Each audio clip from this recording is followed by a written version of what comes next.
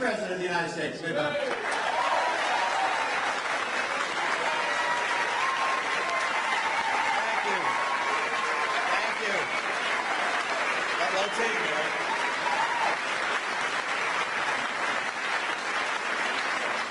Thank you so much.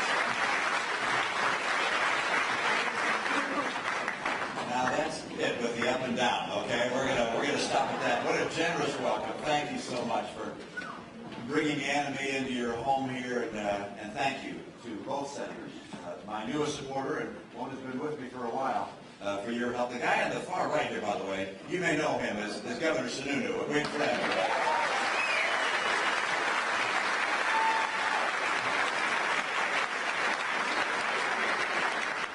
As we were coming in, Ann turned to me and she said, "Do you want me to speak a few words tonight?" I said, "Well, I don't think so. This is a speech on spending."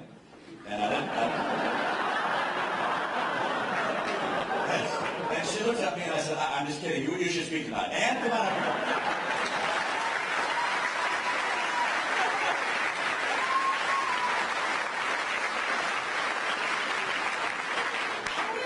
That I would speak on spending. It's great to see so many friends and so many people that we are very fond of in this audience. I appreciate all of you, and it's a wonderful thing to be here. It's getting exciting. However, I also am here recognizing one thing, is that all of us are really concerned. We recognize that America is in trouble. It's going in the wrong direction. We're all worried. Even those that have jobs are worried. This is not just a normal fiscal emergency. This is a crisis we are in. And, you know, if we're in peril and the stormy seas and the tumultuous seas are there, I think you want a captain that knows what he's doing, that has done it before, that knows how to do turnarounds, and knows how to create jobs. So that's why I'm so excited to let Mitt take and talk to you about spending.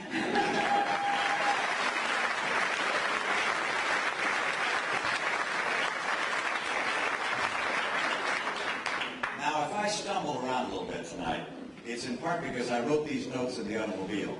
And I can't always read what I've written, but I'm going to do my very best. And I want to begin by saying thank you to both senators for their introductions and to the governor for being here, because each of these three individuals is noted for their fiscal conservatism and how different they are than many of the politicians that reside in Washington today.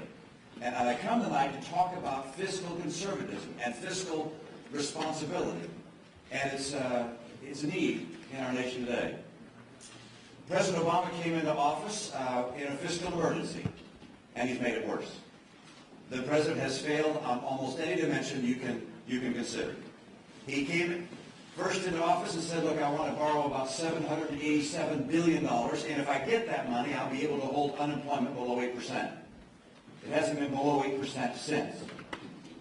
We now have today 26 million Americans that are out of work or stop looking for work, are only able to get full-time or part-time work when they need full-time employed. And perhaps you saw the report just a couple of weeks ago that the median income in America has dropped 10% during the Obama years, the last 3 years. Middle-income Americans are suffering in this country, and I want to help middle Americans have a prosperous and bright future, and that is the course for our party and for this campaign.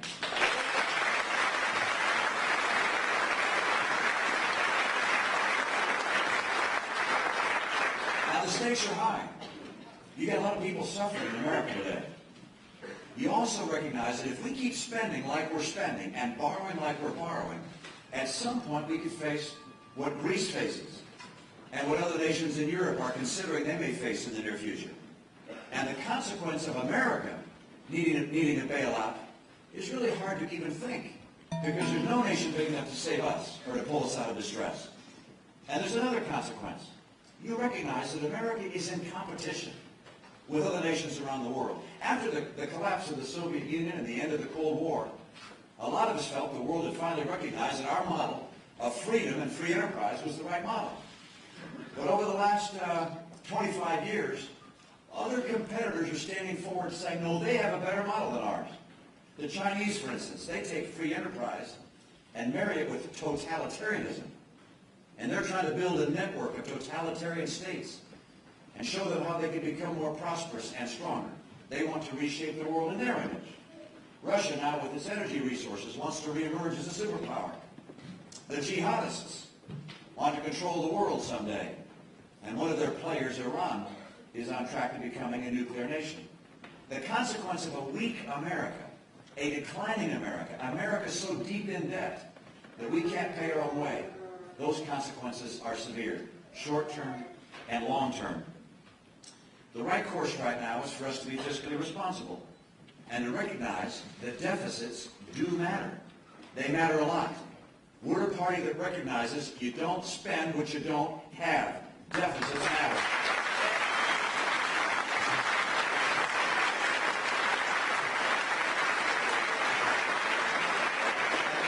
And you know, there's a real battle, and we have to take a high ground in this as Republicans.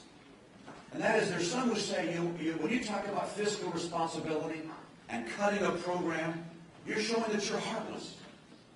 I think we have to say, no, you have to understand. We have a moral responsibility not to spend more than we take in. We have a moral responsibility not to pass on to our kids the spending of our generation. We have a moral responsibility to keep America the strongest nation on earth, the hope of the earth, the shining city on a hill. It is a moral responsibility to believe in fiscal responsibility. We do, and I do.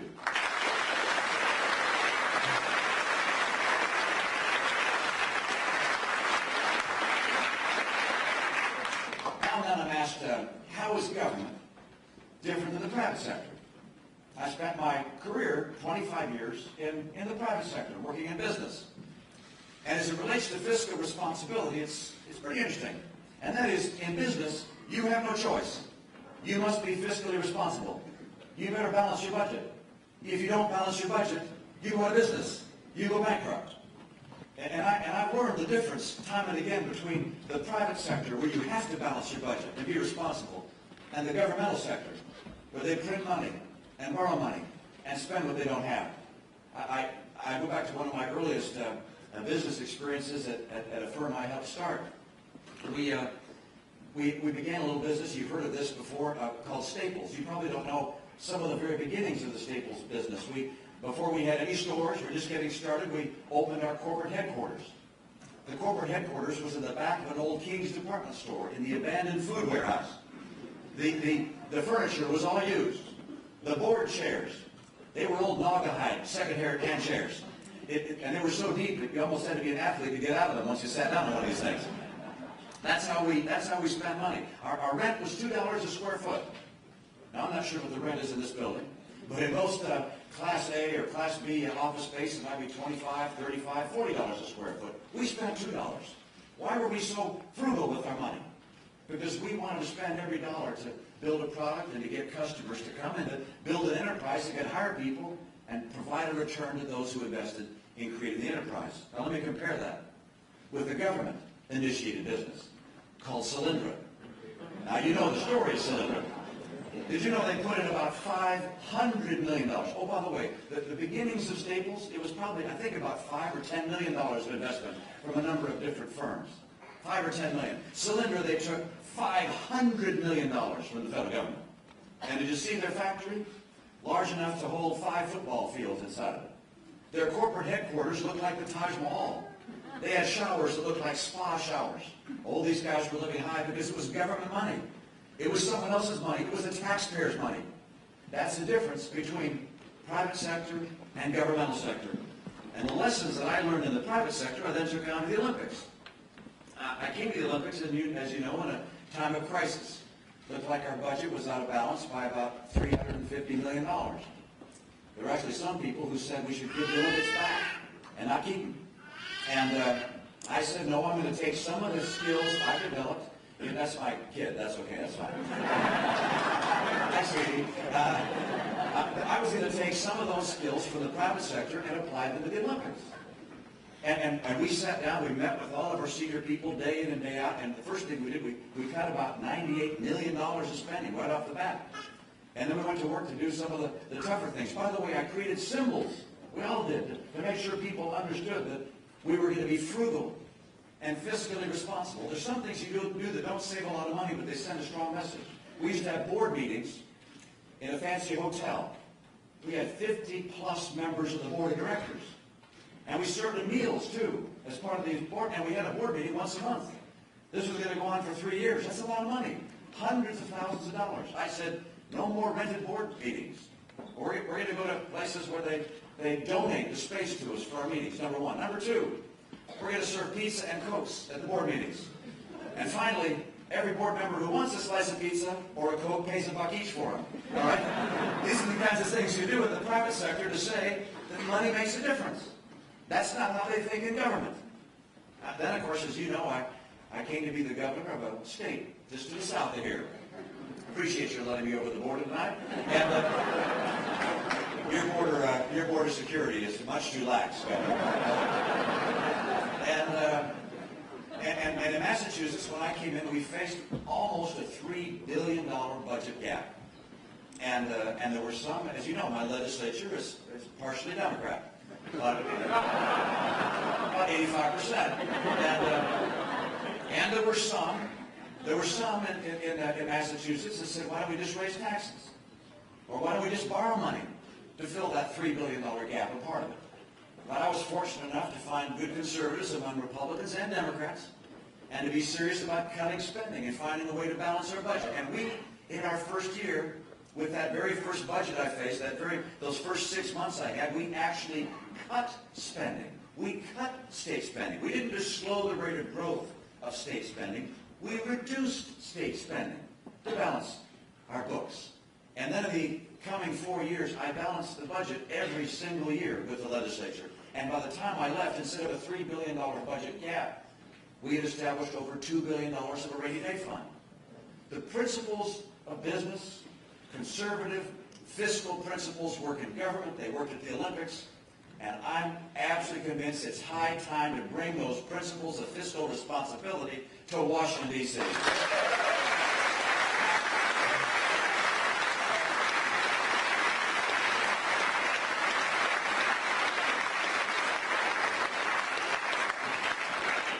Now, under President Obama, federal spending as a percentage of our total economy, our GDP, has risen to over 25%.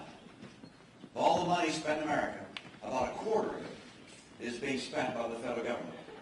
My objective, by the end of my first term, if I'm lucky enough to become president, is to get that 25% down to 20%. Now, that's a lot of work to make that happen. And the way I do that is, first of all, recognizing that what I have to reduce in federal spending is about $500 billion. That's a lot of money. How do you go about that? There are three approaches that I combine to get us down to that $500 reduction plan and get our spending at approximately 20% of our total economy. The first approach of this combination effort is to eliminate and cut programs.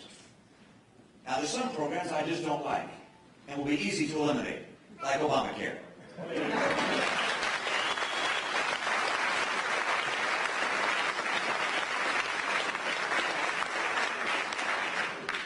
And that saves about $90 billion, Obamacare alone, by 2016.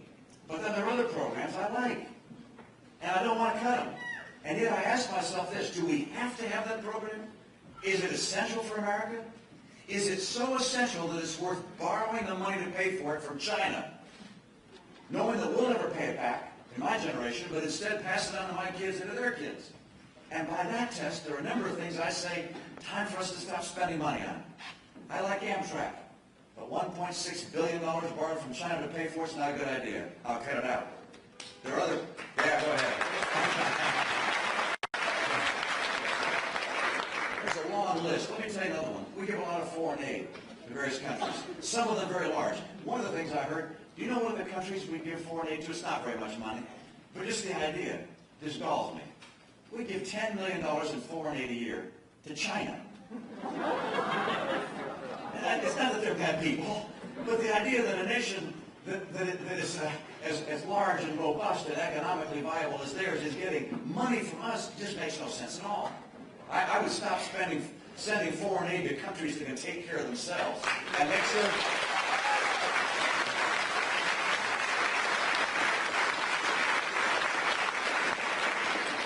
And let's also stop sending money to countries that don't line up with our interests when we need money.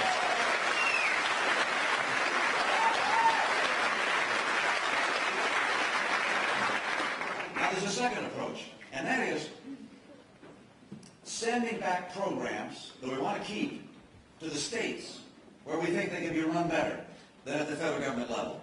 And let me just put that in context. We have programs to care for our poor, and we're going to have a safety net. It's critical that we have a safety net to care for those people that are in need and can't care for themselves. And yet, you know, we have Medicaid, which is a program for the poor, for health care, and it's administered by the Department of Health and Human Services. And then over here we have housing vouchers for the poor, and it's administered by the Department of Housing and Urban Development. And then, by the way, we have food stamps, which cares for people who need help with food, of course, and that's administered by the Department of Agriculture. We've got all these departments and all these qualifications for different programs, and you run around from one to the other, and in some cases, they're massively wasteful. In some cases, fraud is rampant. I would like to take some of these programs like Medicaid and take the dollars the federal government has been spending, give those dollars back to states, and let states craft the programs in the way they think best to care for their own poor.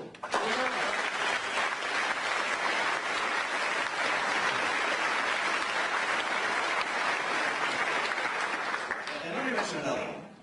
The third approach. First approach, cut and eliminate programs. Second approach, send major programs back to states where they can be run more efficiently and effectively. And number three, I'll call it government productivity. Productivity means simply this: more work per person, more output per person, people more productive. We're a very productive nation. We're the most productive workforce in the world in the private sector. I'd like to apply that kind of approach to the governmental sector. And so I'm going to look to reduce federal employment by 10%, and I'll do that through attrition.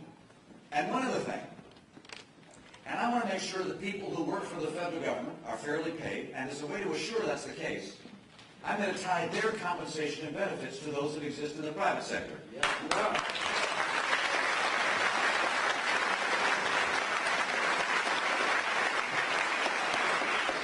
There's some measures that also don't make a lot of sense to me. There's one act called the Davis-Bacon Act, which says that if you're going to be doing a construction project, well, you have to use union labor or pay union wage rates. That's time for that bill to go away and for competition to exist to get the best deal for taxpayers.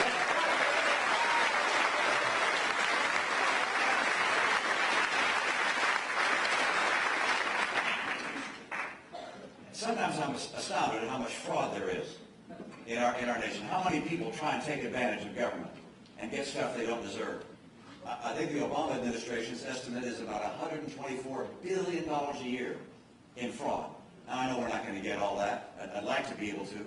But I'm going to go after it in a couple of ways. One, I'm going to dramatically increase the penalties for those people who steal from taxpayers in the public good. We should not let them get away with fraud and stealing from us. And number two,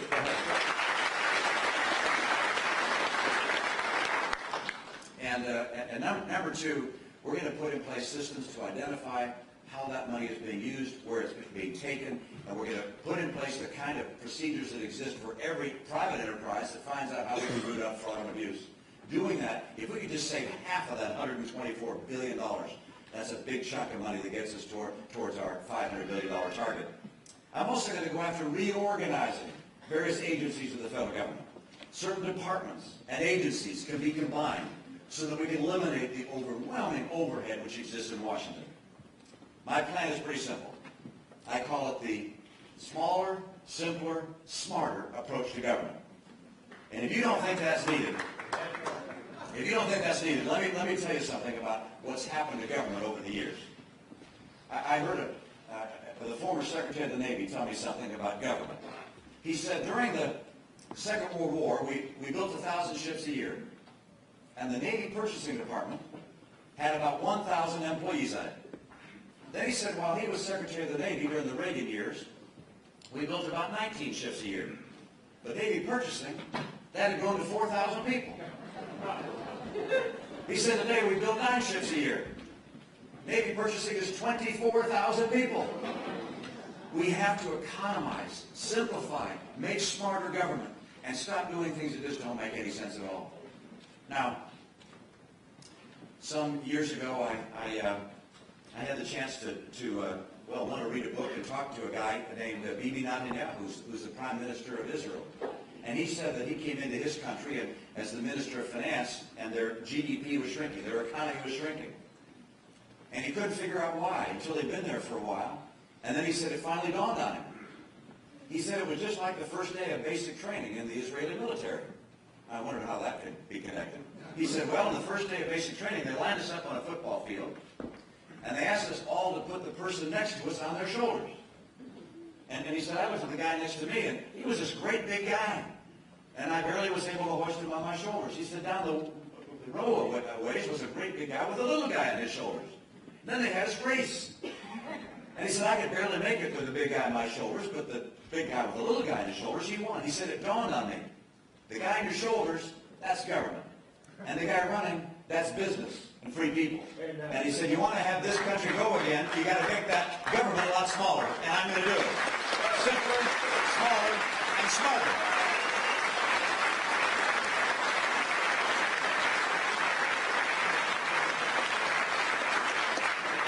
Now I can tell you again, it's not going to be popular in every corner for us to rein in the excesses of government. People have vested interest in getting as much money as they can from other taxpayers. That's just fine as long as we're paying our way. But the idea of us borrowing money, 39 cents of every dollar government is spending, is being borrowed from other people. That cannot go on. It puts us in peril. It's one of the reasons we're having a hard time seeing our economy reboot and getting people back to work. It's a peril that down the road we could turn into a Greece. And it's also the kind of consequence of perhaps other nations rushing past us. And a world without America as the leader is a world I'm not willing to pass along to my kids and grandkids.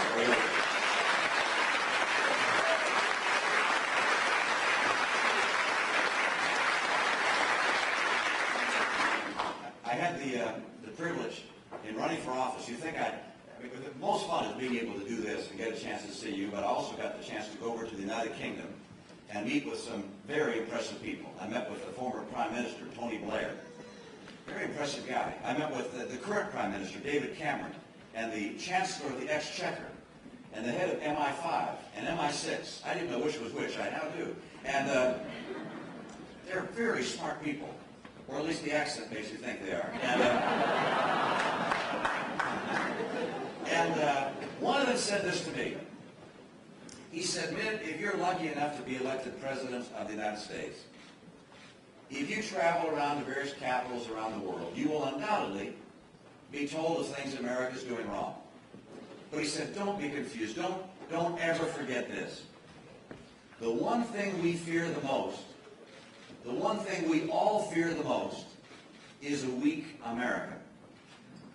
American strength is good for us and our jobs and our incomes. American strength is good for our kids and for their kids. American strength is good for the future of America. And American strength is the best ally peace has ever known. I believe in fiscal responsibility because I believe fiscal responsibility is the moral choice. I believe in fiscal responsibility because I believe in America and love this country. I will do everything in my power to keep America strong. And keeping America strong includes being fiscally responsible and balancing our budget. And I will do it with your help. Thank you so much.